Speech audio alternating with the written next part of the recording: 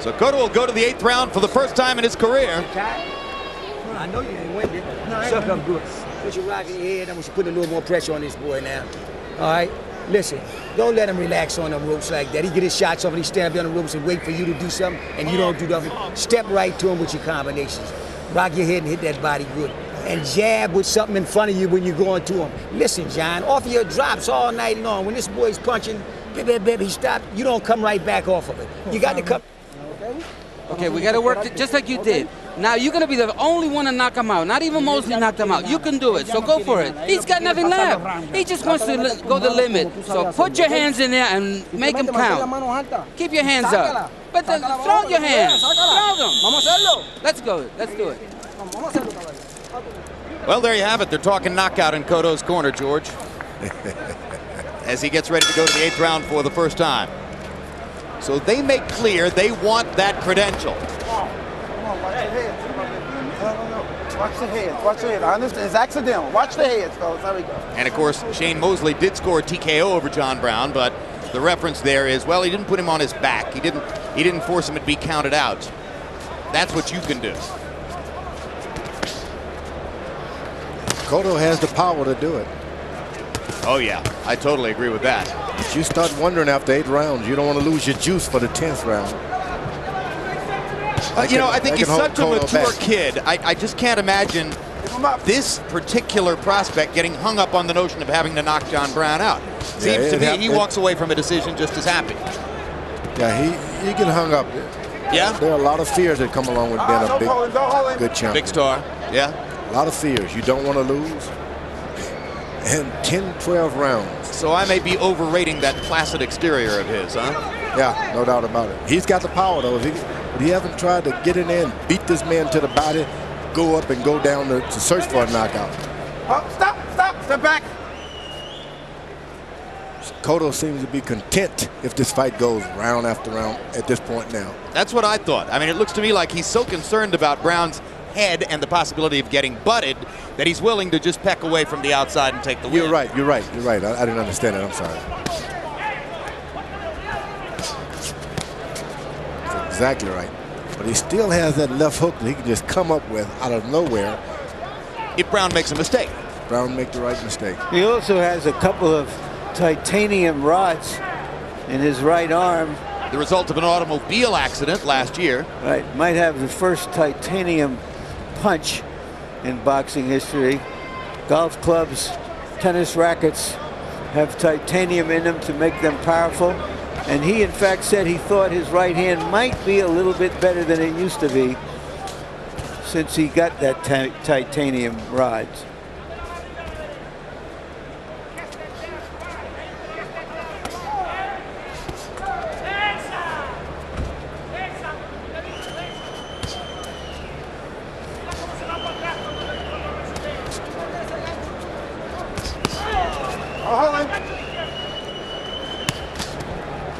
Once again, we are in the calm before the expected storm of the main event.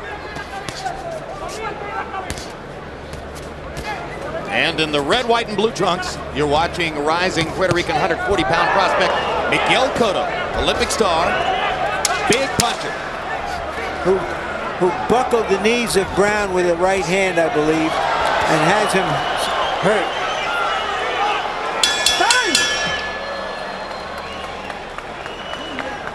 Saved by the bell.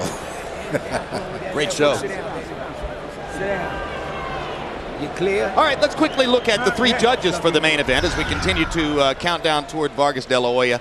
And these are 3 judges whose experience in big fights is relatively limited compared to the kind of panels we normally see here. The best known of the 3, 52-year-old Patricia Jarman, Manning of Nevada, veteran judge. Most notable decision goes all the way back to the second Holyfield boat fight in 1993. She was on the side of the winner. Paul Smith, a relative outsider. Most notable decision, Burbick Pinklin Thomas, not all that notable. And a long time ago, this guy has very limited experience for somebody who is judging a fight of the magnitude of Vargas de la Hoya. And finally, Doug Tucker, 70 years old. Most notable decision, again, that goes back nearly a decade. Tony against McCallum. Most recent title decision, relatively nondescript. Just like Smith, the other judge an extremely unusual choice given his limited experience for a fight of this magnitude. According to Mark Radner, the head of the commission, there were so many objections to the elite judges, all of whom have judged various fights of Vargas's and De La Hoya's, that he decided to go in what he called a non-controversial way by appointing officials he thought were competent, if less well known. And frankly, if those judges were judging a fight like Louis Rahman, you might say, well, so what? The fight isn't likely to go the distance anyway. But most ringside experts seem to believe that Vargas De La Hoya has an excellent chance to go the distance. The judges are going to really be important in the upcoming fight. And the referee, of course. A majority of ringside experts picking the winner of the fight in this morning's Las Vegas Review-Journal picked De La Hoya by decision. 20 out of 21 picked De La Hoya, most of them by decision. So the majority saying this fight's going to go the distance and the judges will decide it. Fascinating. Cotto is picking up the pace now. If he wanted to, he could really seek out a knockout. I think he wants it. Round 9 of a scheduled 10. He had Brown in trouble at the end of the 8th. Brown has regained his legs now. But Cotto's looking to set up some more big punches. Brown, who used to do survival training, is now in a survival mode. With not a caterpillar in sight to eat.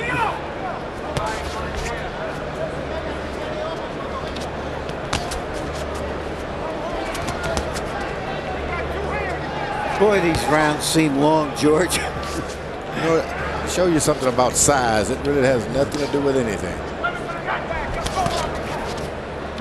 Guys got heart. All he had to do is fight. That was John Brown's best right hand of the whole fight. As Cotto has gotten more offensive minded, dropped his hands and left an opening for Brown to land one.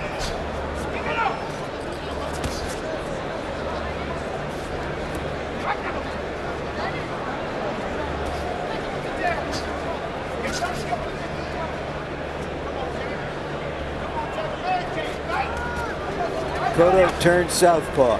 Again. And still continues to lead with the left hand out of his southpaw stance. Which once again prompts the question, what's the point?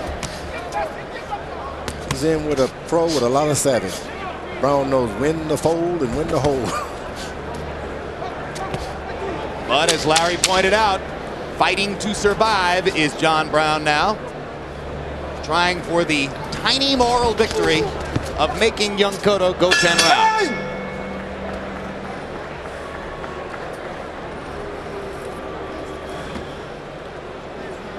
All right, quickly let's profile the two trainers for the championship fight yet to come. And we'll begin in Oscar De La Hoya's corner, where the latest in the long succession of trainers to have handled Oscar De La Hoya's career is Floyd Mayweather Sr. Almost immediately upon hiring him, De La Hoya said, Floyd's the best trainer in the sport. Mayweather Sr. said, yes, I am. Of course I am.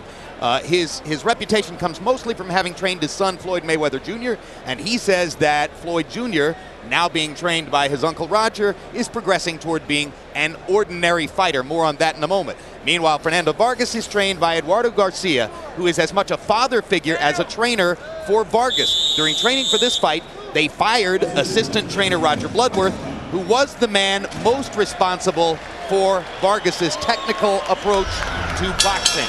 But Vargas has made clear over the years, if you have any competitive instinct, if you want to tilt with Garcia for turf or power in that camp, you're gone, because Garcia, in effect, is Fernando's father.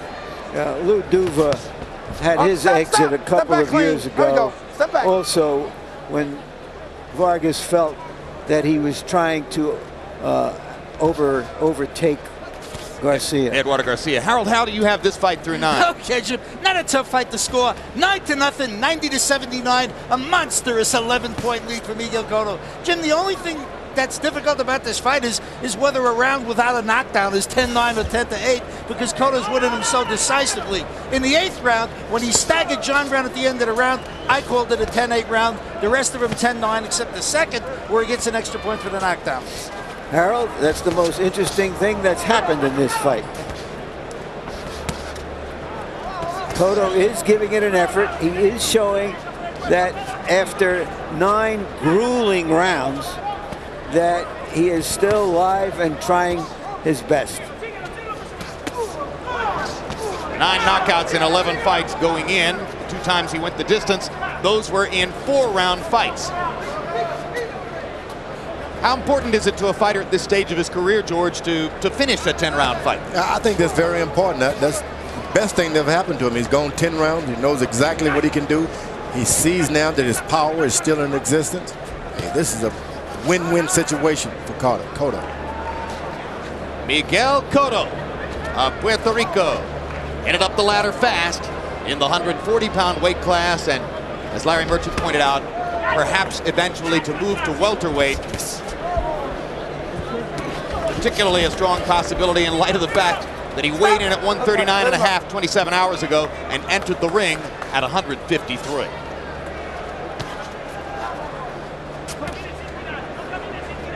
But surely not the dynamic puncher that Felix Trinidad was. So we don't know how successful he can be at 147 yet. But at 140, he might be a force in another year or so when we'll see him against some stiffer competition. Not as sharp a puncher as Trinidad, not as much lightning, maybe as much thud.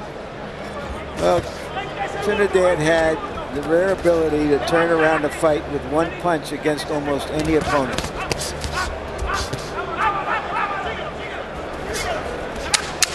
Ten seconds to go. Looks as though survivor John Brown is going to survive this one, and Miguel Cotto is going to rack up an easy victory to stretch his career mark to 12-0.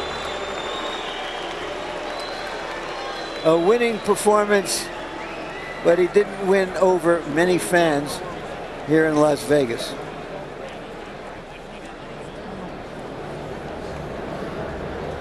Muy bien. Muy bien la pelea, todo bien. En el aire, todo. No se puede noquear siempre. So on the night of the Mexican-American Stars, Puerto Rican fighters go 1-1 on the undercard.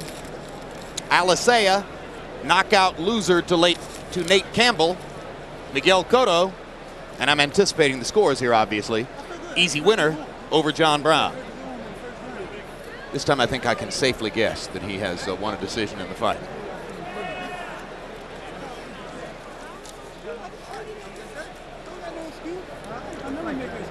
Beast of the East, John Brown, absorbing, in all likelihood, the 10th loss of his career. No, los quiere. Oh, lo quiere? Okay. Ahí te va, nene.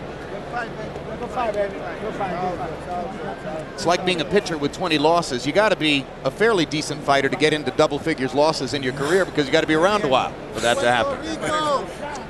Got to be on the mound some. Let's go to Michael Buffer for the official particulars on this.